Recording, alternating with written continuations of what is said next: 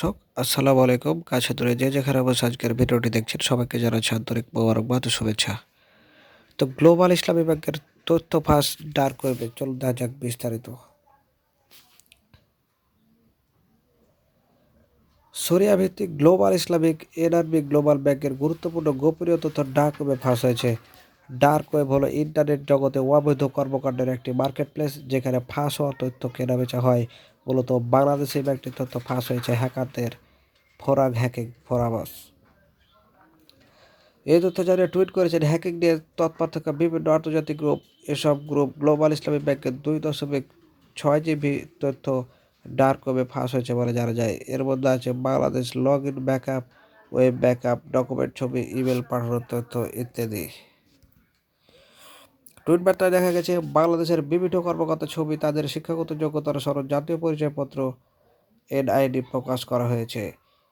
দেশের ব্যাংক খাতের তথ্য প্রযুক্তি বিভাগে কর্মরত কর্মকর্তারা বলছেন, নানা সময়ে হ্যাকাররা এসব তথ্য প্রকাশ করে বিক্রির চেষ্টা করে। তারা অনেক সময় বড় অঙ্কের অর্থ দাবি করে। এর জানতে গ্লোবাল ইসলামী ব্যাংকের ব্যবস্থাপনা পরিচালক এমপি হাবিব হাসানের সঙ্গে বিভিন্ন মাধ্যমের যোগাযোগের চেষ্টা করেও তাকে পাওয়া যায়নি।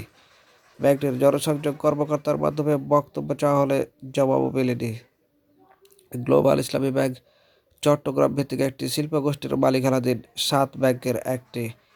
প্রবাসীদের উদ্যোগে গঠিত এ ব্যাংকে 2013 সালে অনুমোদন দেওয়া হয় এনআরবি গ্লোবাল ব্যাংক নামে। তখন ব্যাংকটির এমডি ছিলেন বহুল আলোচিত প্রশান্ত কুমার পিকে হাওলাদার। পিকে হাওলাদারকে নিয়ে আলোচনা শুরু হলে ব্যাংকটির নাম পাল্টায় এবং প্রচলিত ধারা থেকে ইসলামী ধারার ব্যাংকে রূপান্তরিত হয়। ব্যাংকটির সব পরিচালক ওই শিল্পগোষ্ঠীর বিভিন্ন প্রতিষ্ঠানের প্রতিনিধি। ইসলামী ব্যাংকের ঋণের অনিয়ম আলোচনার আসার পর গ্লোবাল ইসলামী ব্যাংকেও তারল্য সংকট পড়ে। তারা কেন্দ্রীয় ব্যাংক থেকে টাকা ধার করে।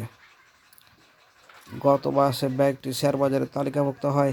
আইপিওতে ব্যাংকটি 10 টাকা মূল্যের 42,50,00,000 শেয়ার ইস্যু করে 450 কোটি টাকা তুলে।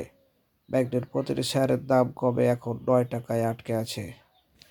তো প্রিয় দর্শক, এই ছিল আজকের মতো। ভিডিওটি যদি ভালো লাগে একটি লাইক দেবেন এবং পরবর্তী ভিডিও সবার আগে পেতে চ্যানেলটি সাবস্ক্রাইব করে আমাদের সাথে থাকবেন।